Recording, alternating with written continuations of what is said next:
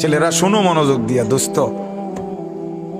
উচিত তো তোমার কাছেটাই না বলা, বুকে জড়াইয়া ধরে বলা, বুকে জড়িয়ে ধরে বলা। এটা কি কোনো জিন্দিগি হলো ভাইয়া?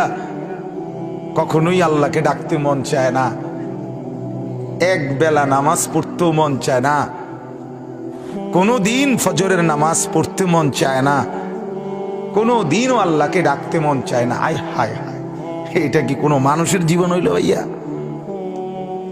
রাস্তার কুত্তার দিকে একবার তাকাইয়া দেখো, তোমার মাঝে আর তার মাঝে কোনো পার্থক্য দেখোনি? বেনামাজি তুমি দেখো, রাস্তার কুকুরে দেখো, তোমার সাথে তার তফাৎ কি দেখো না?